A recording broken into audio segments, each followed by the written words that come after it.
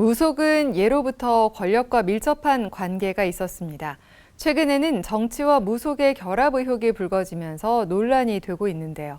CBS 기획보도 무속 소비사회와 교회, 오늘은 무속 정치의 위험성과 이에 따른 기독교인의 역할을 살펴봅니다. 한혜인 기자입니다.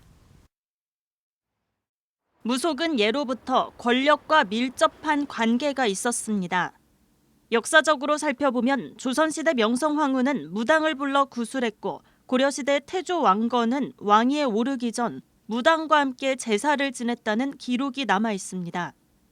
왕이 직접 주관해 비를 기원하며 진행했던 기우제도 주술적 행위로 분류됩니다.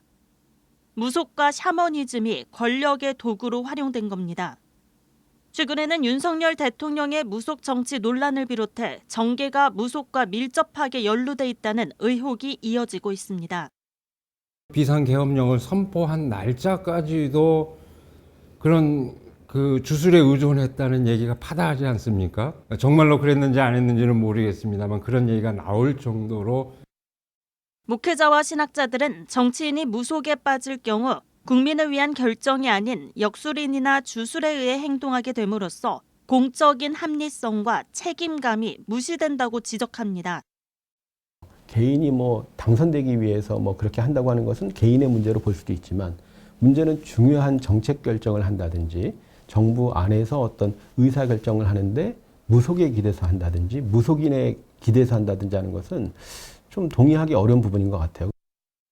정재영 교수는 국민의 투표로 선출돼 국민을 대표해 의사결정을 담당하는 위정자들이 국민의 목소리를 듣기보다는 역술인의 말에 의존함으로써 개인의 안위만 우선시하는 태도를 경계해야 한다고 강조했습니다. 좌우를 떠나서 그 부분에 대해서 우리가 좀 더 경계를 하고 꼭 성경 말씀에 나와 있기 때문에 뿐만 아니라 그런 합리적인 조직체를 만들고 의사결정을 하는 데 있어서 굉장히 중요한 요소이지 않는가. 기독교인만 무속을 경계해야 하는 건 아닙니다. 최형묵 목사는 무속에 빠진 정치인의 열망은 국민의 뜻과는 거리가 먼 생각과 판단을 낳는다면서 종교와 이념을 떠나 모든 국민들이 무속에 대해서만큼은 단호한 태도를 취해야 한다고 말했습니다. 책임적인 윤리의 그 태도를 완전히 이제 배제해버린다는 것. 그러니까 그건 우리 기독교 신앙에서는 굉장히 중요한 요인인데 그걸 배제해버린다는 게 심각한 문제인 거죠. 만약에 그 정부가 주술에 빠져 있다 그러면 그 전부터 단호하게 얘기해야 될 거고. 정치와 무속의 결합을 둘러싼 무속 정치 논란이 확산하고 있는 가운데 정치인은 스스로 무속에 빠져 국민을 등한시하는 일이 없도록 주의해야 한다는 지적이 나오고 있습니다. 아울러 무속을 자연스럽게 받아들이는 문화가 갈수록 확산되는 상황에서 국민은 정치가 국민의 뜻에서 멀어지지 않도록 경계해야 한다는 목소리가 커지고 있습니다. CBS 뉴스 한혜인입니다.